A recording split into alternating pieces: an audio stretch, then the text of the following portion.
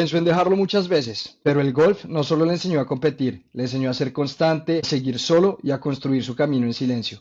Hoy, en Backstage del Deporte, nos acompaña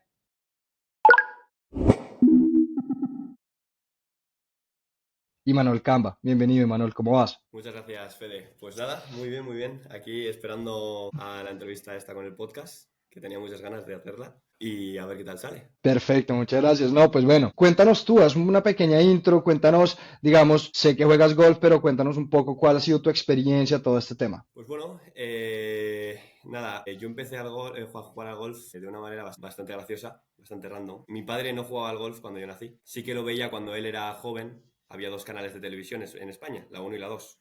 Y en la 2 daban documentales de animales y golf, de aquellas cuando se veía en blanco y negro. Y siempre le gustó.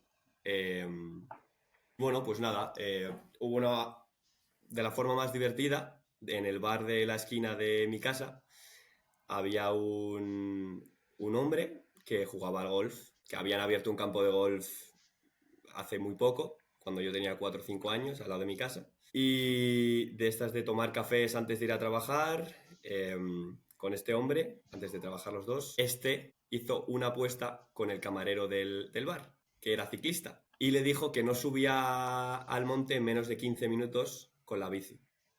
Ujú. Y pues nada, hicieron esa apuesta y le dijo a mi padre, oye, ya sé que te gusta mucho el golf, nunca lo has probado, vente conmigo y mientras él intenta subir la montaña, porque mi campo de golf está en una montaña, está arriba de una montaña, y yo te dejo ahí y lo pruebas y bueno, y vamos viendo. En total, que hicieron la apuesta, el ciclista la subió en 10 minutos, efectivamente, y a mi padre le dejaron ahí arriba. Nada, esto eran las 9 de la mañana y el chico volvió a por él a las 2 de la tarde diciéndole, oye, José Ángel, por favor, vámonos ya. Creo que te estás pasando de tanto entrenar. Y a partir de ahí, pues nada, se hizo socio, empezó a jugar los fines de semana cuando él podía. En este momento yo tenía 4 o 5 años y mi hermana tenía 10 11. Entonces mi Ok, madre al de 2 meses le dijo, José Ángel, o te llevas a alguno de los dos o tienes que dejar esto porque yo con los dos hijos no no puedo. puedo. Fin de semana entero. Entonces llevó a mi hermana pues bueno, solo quería aprender a hacer el swing, nada más, y me llevó a mí por primera vez con un palo de plástico y la primera bola que me dio, claro, las bolas pues con un palo de plástico si le das una bola normal se rompe. Pues Sí, claro, efectivamente eso me pasó. Cogí una bola, cogí el driver, le pegué y avanzó más la cabeza del palo que la bola. que la bola. Empecé a llorar, etcétera, etcétera. Y me dijo mi padre, no pasa nada, ahora vamos a ir a una tienda, te voy a comprar un palo de hierro y vas a empezar a jugar. Y nada, yo empecé a jugar, con 7 8 años ya empecé a jugar campeonatos en el País Vasco, empecé a ganar, empecé a jugar muy bien y a los 10 años mi padre dejó de jugar porque ya le ganaba. Ok, Entonces, mira, yo ya dejo de jugar y me empecé a llevar a torneos pues por toda España, a veces por Francia, Portugal, así más o menos empezó mi historia. genial. Bueno, digamos que empiezas a jugar al golf desde un momento pues muy temprano, ¿no? Me estás mencionando a los 4 años. ¿Tú qué crees que fue lo que más te llamó la atención del golf? Llegaste a los 4 años, viste a tu papá pues pegarle unas bolas, obviamente pues tenía palos para adulto y tú eres muy chiquito. ¿Qué crees que fue lo que más te llamó la atención ahí? Me imagino que también ahí estaban en un campo de práctica. Entonces, ¿qué te llamó la atención? Porque fue como el golf, algo que marcó algo en tu cabeza como, wow, qué chévere, quiero aprender esto. Pues si recuerdas, digamos, algo así. Sí, bueno, a ver, recuerdo poco de esa época, obviamente, pero bueno, aquí en España todo el mundo sabe que el deporte rey es el fútbol.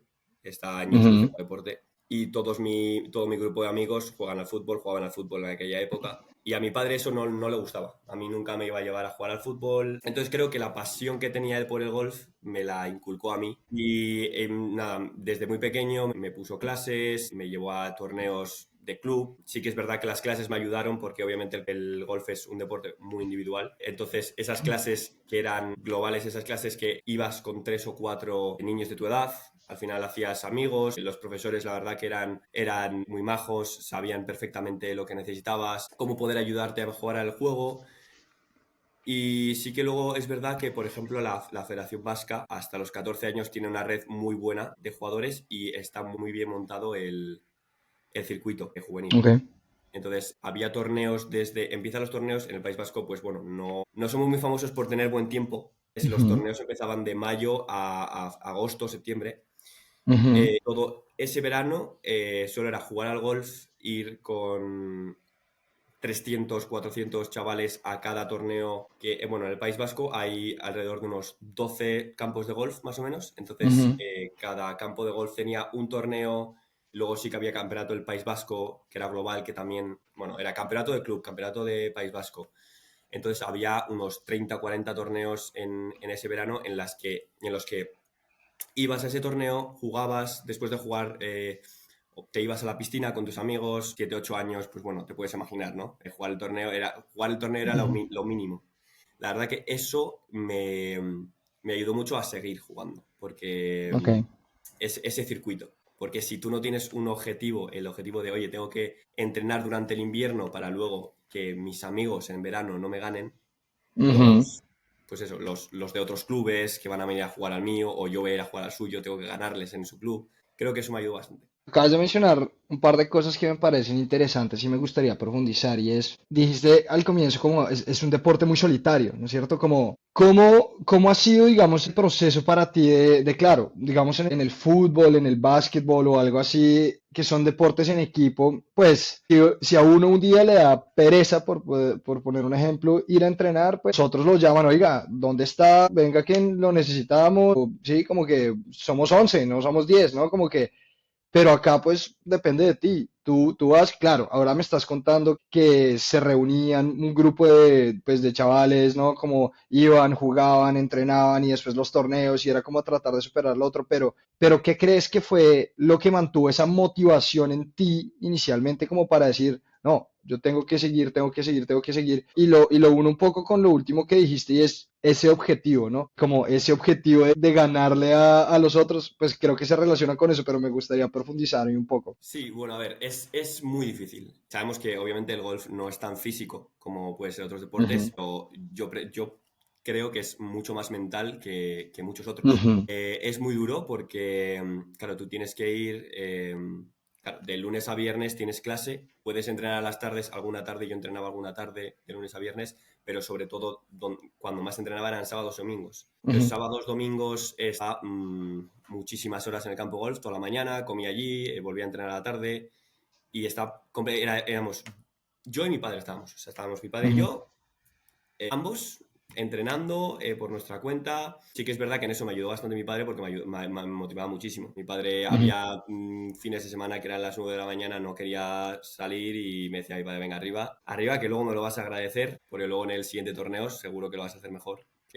Ya. que otros. También, pues bueno, lo que te he dicho, las federaciones lo tienen bastante bien montado porque ellos saben que el golf es, sobre todo para niños, porque un profesional se puede tirar semanas y semanas entrenando solo, que no le va Ujú, a importar porque es su trabajo. Pero para un niño ujú. que acaba de empezar, por muy bueno que seas o por el nivel que tengas, aunque tengas, si tienes 8 o 10 años, es muy difícil seguir entrenando solo. Solo. Ujú. Hay muchos clubes que lo tienen muy bien hecho porque tienen academias muy bien formadas, con mucha base. Entonces, estos niños nunca entrenan solos. Siempre hay grupos de 5, 6, 7 que tienen muy buen nivel y ellos entrenan Como en equipo, por así decirlo, sí, en conjunto siempre. en conjunto. Entonces, les ayudan a mejorar. En mi caso, con mi club de golf era muy nuevo, no habían apenas niños y los que habían no eran de nivel, simplemente, pues bueno, gente que, Estaban padres empezando. que, exacto, que estaban empezando, que les llevaban ahí a ver qué tal. Entonces creo que eso, ahí como que, ¿cómo te diría? Mejoré mi actitud en el campo de golf y mi mentalidad, porque era, vale, estoy entrando solo, estoy solo contra el mundo, entre comillas. No tengo esas ayudas que tienen otros clubes que sí que están con 5 6 7 Ujú. chavales. Pero bueno, vamos a seguir para adelante porque la vida es así, ¿no? Y también creo que había un aliciente muy importante que era el ganar. Hay muchas personas que dicen, bueno, lo importante es participar. Yo no lo veo así. Creo que lo Ujú. importante en un deporte es ganar. Es Entonces, jugar a ganarse. es jugar a ganar. Si no ganas, está bien, lo has intentado, pero es ganar. Entonces, el estar entrenando muchísimas horas y luego llegar a esos campeonatos, ganarlos y estar rodeado de 300 niños que digan tu nombre en la entrega de premios, ganador del torneo tal, digan tu nombre, que tú salgas ahí, recibas el premio. Creo que esos 10 15 segundos de gloria eran worth it de todo el Sí, trabajo sí, de sí, sí. los meses anteriores. Entonces creo que eso era para mí era como mi motivación máxima a seguir entrenando. Perfecto, perfecto. Ahora que entras en ese tema de esos 10 15 segundos de gloria, me gustaría entender un poco, o pues que nos cuentes cuáles han sido tus mayores logros con el golf. O ya nos contaste un poco esa parte inicial, digamos, de cómo empezaste todo esto, cuáles fueron o pues han sido tus mayores logros hasta la fecha. Vale, bueno, hay un ranking en la Federación Vasca en la que todos estos torneos se hacen un cómputo global, sumas todos los torneos y hay un ganador del ranking. Entonces, pues hay ganador del ranking Benjamín, que es hasta 10, hasta 12, hasta 14. Bueno, yo gané todos los rankings de Benjamín, Alevín, infantil de la Federación Vasca. El último que hizo esto fue John Ram en Ok, Vizcaya. Porque claro, el País Vasco está dividido Vizcaya, Guipúzcoa y Álava. ok, Normalmente los mejores golfistas son los de San Sebastián, son los de Guipúzcoa, los que sacan mejores golfistas. Y John Ram es de Vizcaya. Y el ok. último vizcaíno que lo hizo fue John Ram. Y nada, ese fue uno. Luego, dentro de la estructura del golf nacional, hay torneos individuales y torneos por equipos. A mí, sinceramente, yo siempre he sido un jugador de equipo, muy, muy de equipo. Ok, Entonces se hacían unos rankings dentro de cada federación en la que contaban los torneos de federaciones y los torneos nacionales, el torneo de Campeonato de España individual, eh, Campeonato de Madrid de infantil o lo que sea. ujú, Y dentro de eso eligen a los 6 mejores jugadores de cada región, de cada federación, para jugar lo que se llama el Campeonato Interautonómico. Este campeonato son 17 comunidades autónomas, juegan una contra otra, hay una primera división y segunda división, depende cómo quedes en las fases preliminares.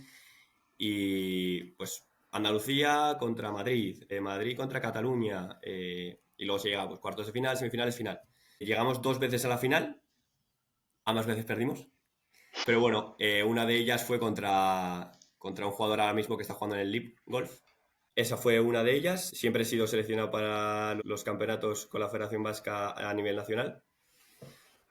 Y luego en Estados Unidos mi freshman year, mi primer año fui top 50 de mi división y mi último año fui second team All Conference. buenísimo, genial. Y ahora se une un poco con el siguiente punto y es, listo, Estados Unidos. ¿Cómo fue, digamos, esa experiencia, primero de llegar a Estados Unidos? ¿Cómo llegaste allá? ¿Qué surgió? ¿Qué fichas, por así decirlo, tocó mover para poder llegar a jugar a Estados Unidos? ¿Y cómo fue esa experiencia de vivir el golf desde en un país distinto, con una dinámica deportiva pues distinta? Cuéntame un poco de eso. Bueno, para llegar a Estados Unidos, una de dos. Normalmente un jugador de fútbol no se va a Estados Unidos. Si eres muy, muy buen jugador de fútbol, muy, muy top, estás en una cantera top o ya estás jugando en primera división. Ujú, Un jugador de baloncesto, de tenis, de golf, el mejor mercado, el mejor escaparate es Estados Unidos. Hay ujú. otros que se quedan en sus respectivos países, pero una gran cantidad de jugadores se van a Estados Unidos. Creo que es un buen escaparate para luego poder ir a jugar a otros lugares. Por esto hay dos rutas a las que puedes tomar. Una, tener mucho, mucho dinero que puedes pagar sin necesidad de beca. Y otra es ser un muy buen jugador de golf. Dentro de esto de ser muy buen jugador de golf, ya ahí depende de las universidades. Hay universidades que tienen menos nivel, el programa de golf no es tan top como otras. Dentro de esos muy buenos jugadores de golf hay cracks mundiales y muy buenos jugadores. En mi caso, los puedes hacer dentro de esto de dos maneras. Uno, individual. Tú puedes coger y estar mandando emails a las universidades vendiéndote como jugador. O puedes contactar a una empresa, a una agencia de representación de jugadores Ujú. en la que te lleva todos los datos, ellos hablan con los coaches allí, te intentan vender. Aquí en tu país juegas torneos y la gente que te está llevando llama, oye, mira que mi jugador ha hecho tantos golpes en este torneo, que es un torneo muy importante aquí en España. Básicamente lo que intenta es, con tus resultados, intentar que te ganes la mejor beca y que estés en la mejor universidad o programa de golf posible. Entonces, a mí me contactaron una empresa de estas, una agencia de estas, cuando yo tenía 16, 17 años. Me dijeron, oye, ¿estás interesado en ir? Hemos visto tu perfil, ¿estás interesado en ir a jugar a Estados Unidos, a la universidad? Y yo la verdad que no lo había contemplado. Pero bueno, lo hablé con mi padre y me dijo, creo que ahí es una buena oportunidad, creo que puedes sacarte tus títulos universitarios mientras sigues jugando golf. Porque aquí en Ujú. España, ahora mismo, a día de hoy, o estudias la universidad porque te lleva mucho tiempo, o lo dejas Ojo. y juegas al golf y te dedicas profesionalmente al golf. Entonces, nada, tuve varias ofertas, estuve mirando con mis padres, al final elegí una y nada, pues allá que me fui. ¿Qué consideras que es como distinto o qué beneficios puede traer, digamos, practicar el deporte en Estados Unidos? Pues ahorita lo acabas de decir, uno puede, pues acabas de decir uno, no sé si haya más, uno puede seguir practicando su deporte, compitiendo y todo esto, pero del mismo modo, pues poder, digamos que graduarse de un título universitario, digamos, y todo esto. ¿Y qué otros beneficios ves que puede haber en el ecosistema deportivo de Estados Unidos como para tener en cuenta? Bueno, y hay muchos otros. Como ya te he dicho, depende del deporte. En fútbol habrá unos que no estoy muy seguro cuáles son. En golf, es que los mejores golfistas de tu edad, de 18 a 22 años, están ahí. Entonces estás Ujú, compitiendo contra los mejores. Aparte de esto, cada universidad, cuando vas a la universidad y empiezas a jugar por la universidad, se vuelve tu equipo. Tú ujú. ves todo lo que hemos dado durante este año de la pasión y del esfuerzo, tú te vuelves uno con el equipo. O sea, ese es tu equipo. Entonces, ¿qué pasa? Que lo vas a dar todo por ellos. Vas a intentar que tu universidad gane siempre. Ujú. Juegas en equipo, que eso es una cosa que en ningún otro país se ve. Normalmente el golf, como ya te he dicho, es individual, salvo Es uno o dos individual. torneos al año. Allí tú juegas individualmente, pero te suman todas las vueltas para competir como equipo. Ok, perfecto. Entonces, ese sentimiento de tú estar jugando al golf, estar en una vuelta, estar en el hoyo 16, que te quedan dos hoyos, ir jugando mal y decir, es que no me puedo dar por vencido porque mis otros cuatro amigos, porque ya eran amigos, pasabas el Ujú. día, vivías juntos, o sea, mis otros cuatro amigos se están dejando la piel jugando al golf. Yo no me puedo dejar llevar estos dos últimos años, ya no por mí, sino por ellos, Por el equipo, por el por equipo. ellos. De Entonces yo creo acuerdo. que esa es una de las grandes, la gran competición que hay mucho mejor competición que en cualquier otro lugar, y el hecho de poder entrenar con un equipo que todos son de tu nivel, competir con ellos, el sentimiento ese de pertenencia, de yo soy Ujú. de este equipo, yo quiero que mi universidad sea la mejor y podamos competir al máximo nivel, a nivel nacional en Estados Unidos, a lo Ujú. que sea. Yo creo que esos tres son los pilares más fundamentales en cuanto al golf. Buenísimo, sí, sí, de acuerdo. Digamos que yo ahorita estuve en Nueva York precisamente. Entendí, digamos, un poco ese ecosistema deportivo que hay en Nueva York, pues en Estados Unidos en general, y es una locura, ¿no? Ese sentido de pertenencia que mencionas, digamos, que se empieza a generar con la institución, pues con el equipo, con los atletas, porque claro, están representando a esa institución en el deporte y todo eso, me pareció una locura. Hoy en día, y pues bueno, creo que tú lo sabes más que yo, el tema de transmisiones del deporte, pues de college sports es una locura, ¿no? Como que el dinero, digamos, que también se mueve alrededor de todo ese tema es una locura. Y si no estoy mal en términos de uno de los partidos de fútbol americano más vistos de la historia fue ni siquiera uno de NFL, sino uno de college football, ¿no? Como que, bueno, ese tema es Exacto. una locura. Yo cuando fui a... Yo vivía en Kentucky. Ujú. Yo fui a un partido de University of Tennessee en Ok, Knoxville y vi el estadio y dije, este estadio me parece muy grande. Y es que tenía 100.000 butacas. 100.000 butacas, que el de Bernabéu no llega a eso. no, tiene como 80.000, sí. Exacto, y decías, o sea, lo que me parece extraño es que, claro, no, o sea, ¿dónde metes 100, o sea, 100.000 estudiantes más la gente, los padres, los abuelos que siguen siendo de ese equipo? Tú Claro, veías. Yo en mi caso, uno de mis compañeros de habitación y de apartamento todos estos años era muy fan de UK, de University of Kentucky. ujú. Y su abuelo, o sea, él iba vestido casi siempre con la indumentaria. Ok, Y hasta mi coach le decía, por favor, que no estamos en esa universidad, cámbiate, porque como nos vean con esto, nos van a echar la bronca. claro. Y el abuelo le venía a recoger a la uni para ir a verse los partidos y el abuelo era fan. Decías, ¿cómo puedes ser fan de una universidad? Y eran fan. Sí, sí, sí. Y es increíble, llenaban el estadio Sí, siempre. A mí eso me sí. parecía una locura, porque tú no ves en ningún otro sitio del mundo. Tú no ves en España No, que no sé, que yo apoye a otra no, universidad, no. una universidad que esté estudiando, ¿verdad? Entonces, No, y en Colombia tampoco, digamos que yo conozco, pues tengo amigos que fueron del equipo de fútbol, por poner un ejemplo, de mi universidad y del equipo de tenis y todo, pero pues nadie sabía que eran del equipo de fútbol, nadie sabía que eran del equipo de tenis, pocas personas creo que los iban a ver más allá de la familia y eso, pero en el ecosistema, digamos, de Estados Unidos sí se empieza a generar un tema pues sí, de sentido de pertenencia, de que toca ir a representar al equipo como deportista, pero por otro lado como fan también es, yo quiero que ganen, yo quiero apoyarlos, yo quiero, qué locura, sí, total. Chévere, no, esa experiencia de Estados Unidos tiene que ser una locura. Pues digamos que mi pareja, mi novia, vivió un poco esa experiencia desde el lado del tenis. Ella estuvo becada en Estados Unidos jugando tenis también mucho tiempo, y me ha contado también su experiencia. Y entonces como que ahí he ido un poco uniendo lo que ella me ha contado, lo que tú me cuentas y lo que conocí en esta experiencia que tuve en Nueva York. Y es interesante.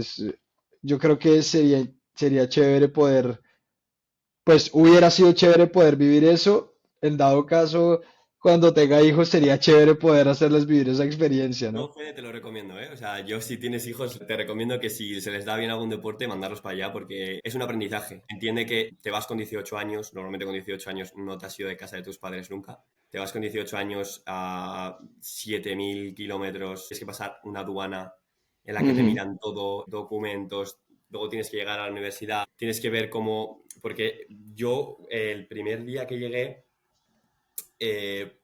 iba a pasar la aduana y el de seguridad, imagínate, 18 años, yo no tenía barba, era un enano y me dijo, no, no puedes pasar, claro, en inglés.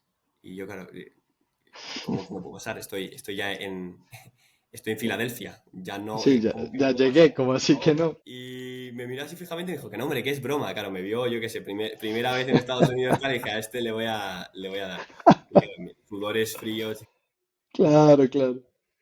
Y luego tuve que nada, luego me fui para allá y el primer día me levanté. Claro, yo llevé mi bolsa de golf con el cover de palos, una maleta y una sleeping bag, un saco de dormir, porque no tenía más. Entonces yo me planté ahí, me dormí en el saco de dormir y al día siguiente me fui a por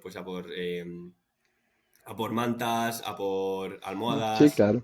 Y claro, me veías a mí solo. Bueno, no estaba solo porque justo vino ese mismo año, entró uno de mis mejores amigos ahora, Ok. que era sueco. Bueno, es sueco. Y fuimos los dos a Walmart a comprar este tipo de cosas. Claro, yo preguntando a los dependientes en inglés, que obviamente, pues bueno, tampoco tenía un nivel tan alto como para... Pero al final te fuerzas y sacas momentos difíciles, al final Mm, acabas sabiendo más inglés por todas las experiencias y todo lo que te has tenido que esforzar claro. a hablarlo y sacar las cosas adelante, sacarte las tonterías, la almohada y la manta de Walmart, hacer tu primera colada. Mm, Yo cuando me hice mi primera colada, por ejemplo, toda mi ropa se empequeñeció, entonces tuve que ok. ir a comprarlas. Voy a hacer un paréntesis rápido. La primera colada es lavar la ropa Sí, en la lavadora. sí, exacto. Perfecto. O sea, nada, ¿Y qué? Entonces se empequeñeció toda tu ropa. joda. Entonces llamé a mi madre y dije, oye, amas, en todas las camisetas me quedan pequeñas, ¿qué hago? Entonces, claro, fue un poco un proceso, ¿no? Luego ya el siguiente año ya mi madre ni me llamaba, o sea, mi madre ya decía, ¿qué tal estás? ¿Bien? ¿No? Venga, bien. Entonces creo que es un proceso de madurez en Sí. el de estar en otro lugar en el que no hablan tu idioma, en el que tú tienes que forzarte a hablar tu idioma, que te tienes que sacar las castañas del fuego, como se dice en Mm. España. No sé si en Colombia se dice lo mismo.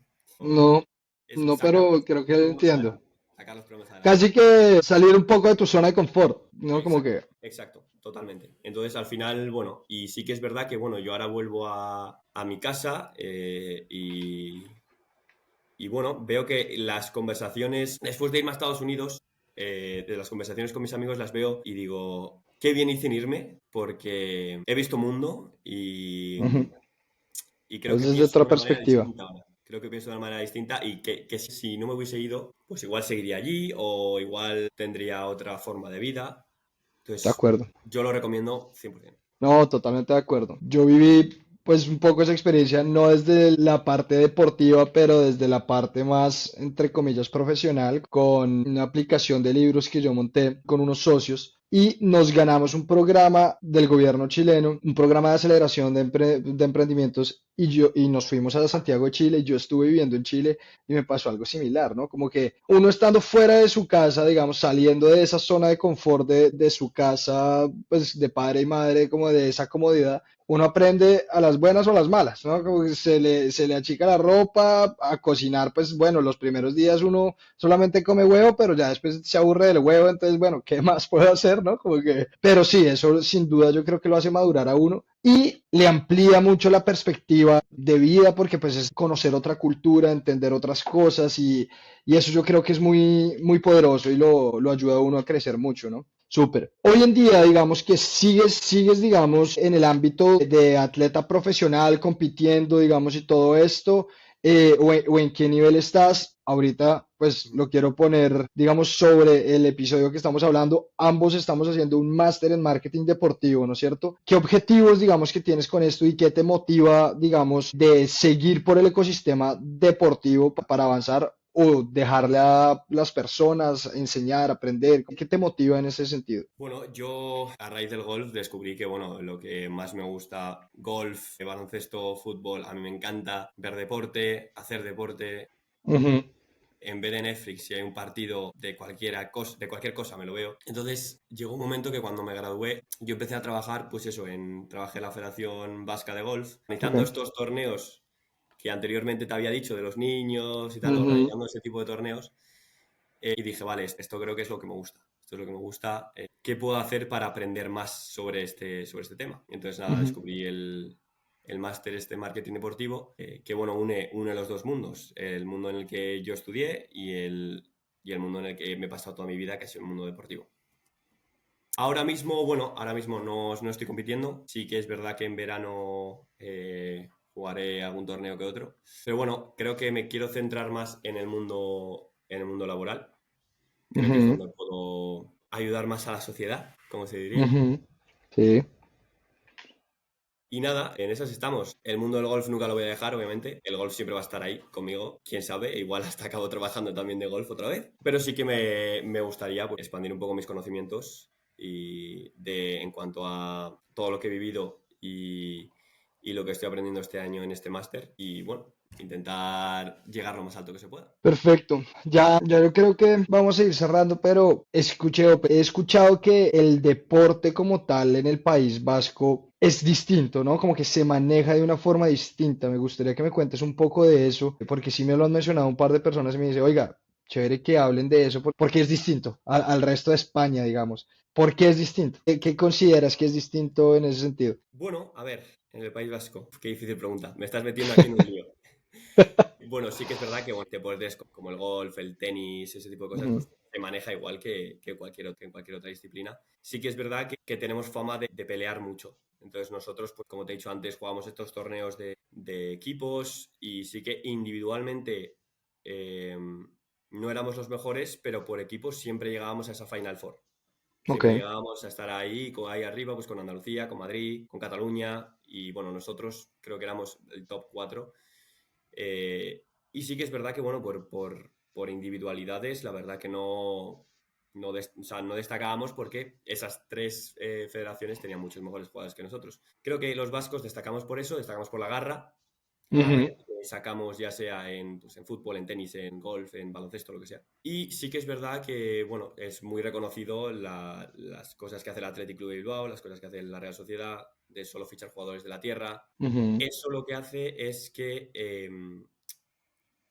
esos jugadores que están jugando en los clubes quieran ganar aún más. ¿Por qué? Porque de verdad son fans de esos clubes, son fans desde pequeños de esos equipos, Ok. no de la tierra. Entonces yo diría que esos equipos, sobre todo en mi caso, que yo soy del Atleti, es más una cultura que un equipo de fútbol. Sí que es verdad que obviamente sigue siendo un equipo de fútbol, pero con esa filosofía de jugar con gente de tu tierra, que puede ser tu primo, el hijo del panadero de la esquina, Ujú. al final lo haces mucho más familiar, lo haces mucho más Sí, cercano. gente que tú conoces. Exacto, lo haces uno. Por otro lado, tenemos, pues bueno, tenemos deportes que solo se juegan en el País Vasco, que es como ¿Cómo cuáles?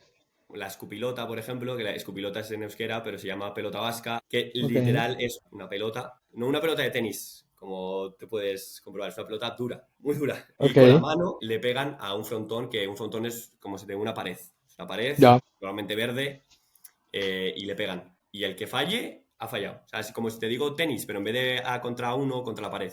Entonces ahí Y con todos la son mano. cuatro y le pegan. Luego también hay gente que el levantamiento de piedras, que levanta la piedra y el que más levante la piedra gana.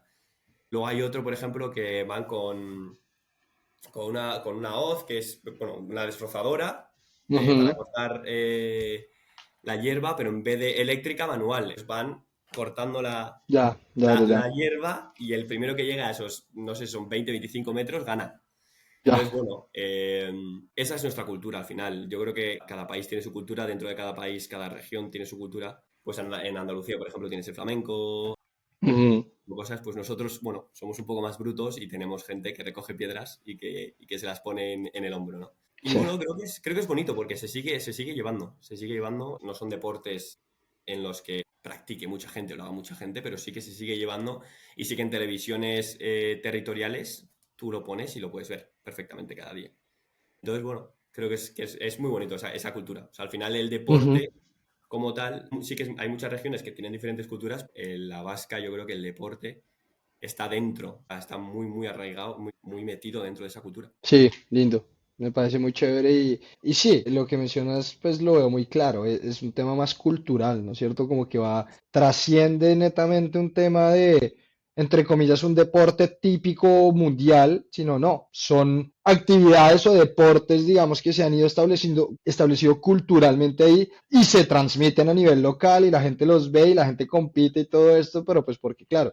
Digamos que ya hacen parte de su cultura, de cómo crecieron, de qué crecieron viendo, de sus familias. Entonces, muy chévere, me encantaría poder conocer. No conozco aún el País Vasco, me encantaría ir próximamente para allá, claro que sí.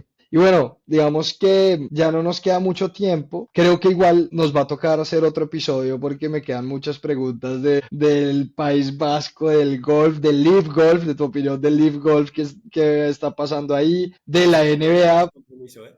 Claro, de la NBA y todo esto, porque también sé que eres un gran fanático, pero digamos para ir cerrando, me gustaría preguntarte qué mensaje le podrías dejar a la gente que aún no juega golf, pero le gustaría aprender, como que es un deporte que le gusta, o a esas personas que ya juegan golf y quieren ir viendo cómo se pueden ir profesionalizando en este deporte. A las que no juegan golf o las personas que no juegan golf, bueno, creo que el golf es un deporte ya menos, pero antiguamente estaba muy estereotipado. Creo que el problema de las películas que van siempre pues en estos buggies, en estos golf carts y que solo juegan Ujú, señores mayores, creo que está muy estereotipado. Ahora ya menos, sobre todo en España, pues porque tenemos a varios jugadores muy buenos y que tienen ujú, repercusión y notoriedad nacional. Creo que a estos, bueno, sobre todo yo les diría que bueno, es un deporte en el que estás en la naturaleza, en ujú, el que si engañas a dos o tres amigos tuyos, te puedes ir un sábado o un domingo perfectamente 4 o 5 horas a hacer deporte mientras disfrutas de compañía de tus amigos y te apuestas la paella o la comida de luego y que estás en plena naturaleza. Creo que eso es ujú, una cosa que no muchos deportes tienen. Los demás deportes están o en medio de la ciudad o están en un ujú. pabellón. El golf tú estás en una montaña, sube y baja de los hoyos y es increíble. Es una paz mental que si estás estresado toda la semana trabajando, llegas el sábado, juegas 18 hoyos, 5 horas, aunque estés 5 horas, escuchas los pájaros, escuchas el río, Ujú. estás al lado. Creo que es una cosa increíble y creo que sí que es verdad que es muy difícil empezar porque el golf es un deporte muy difícil y sobre todo para principiantes porque no le vas a dar a la bola. Literal. Pero si coges un par de clases y empiezas a darle, o sea, simplemente a darle a la bola, no te digo ya hacer pocos golpes, sino ya darle, vas a disfrutar mucho. Y a medida que más vayas jugando, menos vas a hacer. Entonces mejor te vas a sentir contigo mismo. Y a los que están jugando ahora, a que sigan entrenando, es que esto es muy duro, que pensar que si se quiere llegar a profesional y no quieres ir un día, hay 5.000 hombres y mujeres que están entrenando ese mismo día que tú no vas. Y sobre todo que tengan un mental coach. Yo creo que en el Ok, golf es muy importante tener un psicólogo. Muy, muy, ya. muy. Porque creo que lo que hace un crack mundial de un muy, muy, muy, muy buen jugador nacional, la diferencia que hace es la mentalidad. Ves a estas dos personas, ese crack mundial, ese top 5 del mundo, bueno, igual el top 5 no, top 50 del mundo, y ese chaval de veintitantos años que se acaba de hacer profesional a nivel nacional, que está jugando y tal, la diferencia no es ya el pegar a la bola, puede ser el talento, pero hay muchas personas que tienen... estas segundas tienen incluso más talento que las del top 50. Ujú, Es la parte psicológica. Es el decir, voy mal, no me importa, el poder recuperarse y cambiar el chip. Hace una semana, o 2 semanas, se jugó el PGA Championship, que lo ganó ujú, Scottie Scheffler, que lo hablamos en clase ayer. ujú, Y este, bueno, es el número 1 del mundo, ahora mismo indiscutiblemente. Y ganaba de 4 golpes, 5 golpes, que en el mundo de golf es mucho, y en el mundo profesional aún más, a falta de 12, 13 hoyos. Hubo un cambio en el que John Ram, que era el segundo, hizo 2 birdies, y Scotty jugó un par de malos hoyos y empataron. ujú.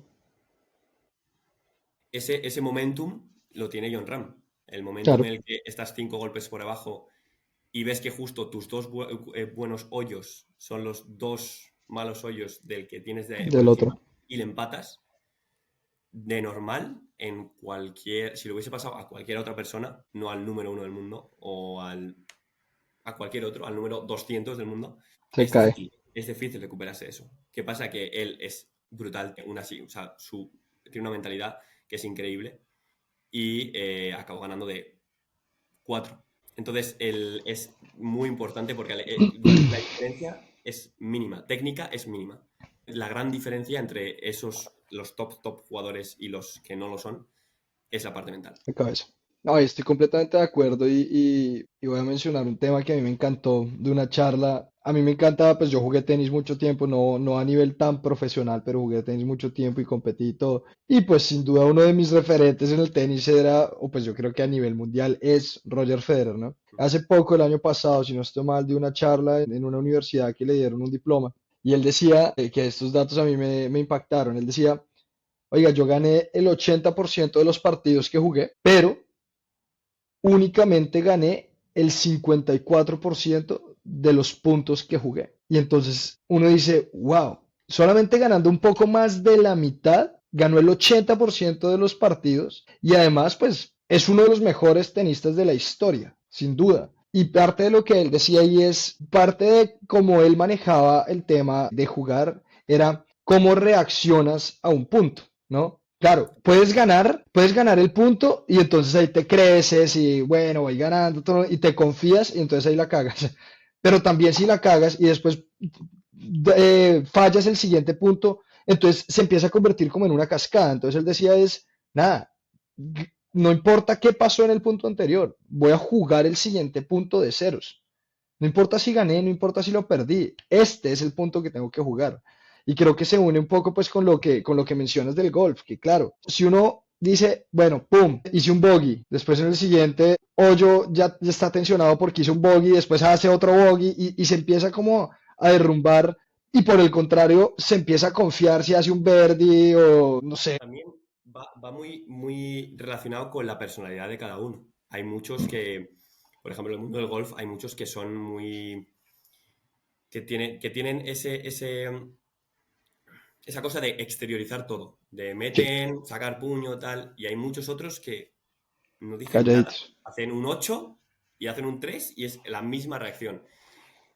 Yo me acuerdo una vez que estábamos en uno de estos campeonatos de por comunidades, por equipos, y nuestro capitán, tú cuando juegas al golf, cuando acabas, tiendes a decir, ¿y si hubiese hecho esto en vez de esto? Tiendes a pensar en los malos golpes. Y a mí me sigue Ujú, pasando todavía ahora. Igual haces una ujú, ronda increíble, juegas increíble, pero dices, aquel pate en el hoyo 8 que he fallado de 1 metro, si lo hubiese metido hubiese hecho una menos. ujú. Entonces, ¿qué pasa? Que siempre, y me acuerdo que esa vez jugamos todos, el día de clasificación jugamos bastante mal todos. Y estábamos en la comida. Y desde fuera yo creo que éramos inaguantables, porque estábamos los 6 diciendo, es que en este hoyo he hecho tal, es que joder, es que en este no sé cuánto.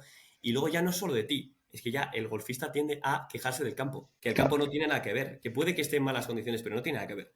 O sea, tú, no, es que en este hoyo había un no sé qué y me han puesto un árbol de... Tiende a quejarse de campo. Sí, sí, sí. Y me acuerdo que nuestro capitán nos dijo, a ver chicos, no quiero escuchar más sobre esto, quiero que me digáis 2 golpes buenos que habéis tenido vuestra vuelta, porque seguro, seguro, o sea, de una vuelta has tenido un golpe bueno, por lo menos seguro. Quiero que me digáis uno por uno cuáles son los 2 golpes buenos que habéis pegado. Y ya está, no quiero Ujú, escucharlo más ujú. porque no va a solucionar el quejarse del campo y el quejarse de vuestros tiros y qué tal, que si el juego era lento, que si tal, no va a solucionar nada ya. Ya nada. Entonces, es que, y claro, si tú estás en el campo de golf y cuando tú fallas ese golpe o cuando has tenido mala suerte y en el bunker es la arena, donde está la arena, uno de delante de ti no ha rastrillado y tienes la bola en una pisada de zapato, Mm, claro, dices, si no eres muy duro mentalmente, dices, yo al de delante lo mato por no haber hecho esto. Es que en verdad es tu reacción normal, pero si eres Scottie Scheffler, John Ram y tal, seguramente te cabreas, pero luego respiras 10 segundos y le pegas a la bola y le dejas al lado. Y no ujú, pierdes ese golpe, porque si tú vas acelerado y le pegas, y luego le pegas, y luego le pegas, al final acabas y dices, ¿por qué he hecho esto? Y por ujú. qué he hecho 3 golpes de más donde no los tenía que hacer. Entonces, esa es... Totalmente de acuerdo. Sí, no, bueno, no, muy buen cierre. Bueno, Manuel, muchas gracias. No sé si quieras contarnos algo más, algo que de pronto haya faltado que te gustaría compartir o algo. Bueno, si quieres podemos hacer otro episodio. A mí la verdad que... Sí, yo creo que queda pendiente, pero ya creo que nos toca ir cerrando por tiempos. Vale. Nada, siempre hay que decir bueno, explicar, si me das un minuto, Dale, dale. que hay en el golf en Estados Unidos no solo existe la NCAA, Ujú, también está, bueno, está la División 2, la División 3 de la NCAA, y también está la NAIA, la NAIA, también está la NGCAA, la NJC, y estas son todas divisiones, de la más conocida, la más prestigiosa, sí que es la NCAA, pero todas estas son divisiones de, pues eso, de golf, de tenis, de cualquier deporte, y ujú, todas juegan dentro de su división, esas universidades juegan entre sí. Hay muchas veces que solo se pone el foco en esta NCAA, pero hay muchas otras veces que una top universidad de División 2 es mejor que de las últimas de División 1 de NCAA. ok. O una top de NAIA es mejor que una de las últimas de División 1 de NCAA. Y sí que es verdad que hay muchos niños, mucho adolescente que solo, o mucho padre que sin conocimiento, creo que quiere que su hijo solo juegue en División 1 de NCAA Ujú, sin saber que el puesto 280 de la NCAA es de menor nivel que el puesto número 3 de la NAIA o el 3 de la División 2. ok. Entonces esto sí que creo que es un tema que podríamos hablar bastante en el siguiente, si quieres. Totalmente de acuerdo y sí, yo creo que es interesante entenderlo y de pronto profundizar un poco en esa división que acabas de mencionar, porque está como la NCAA también tiene como distintos niveles, pero entonces después está otro y bueno, es un ecosistema, se podría decir que complejo, digamos, para entender a primera vista. Hay varias Entonces, claro, implicaciones. claro, hay varias cosas ahí por profundizar que lo podríamos dar para el siguiente episodio sin duda, pero me lo llevo ahí. Entonces, muchas gracias. Bueno, Imanol, muchísimas gracias por tu tiempo. A ti por tu tiempo. Espero que muy pronto entonces pues podamos agendar un nuevo espacio para un nuevo episodio. Y bueno, a todos ustedes, si la historia de Imanol les hizo mirar el golf, digamos, con otros ojos, esperen a escuchar, digamos, los próximos episodios del Backstage del Deporte con atletas profesionales del deporte o personas, digamos, de la industria deportiva para seguir entendiendo y descubriendo lo que realmente es el backstage del deporte. Nos vemos en el próximo episodio.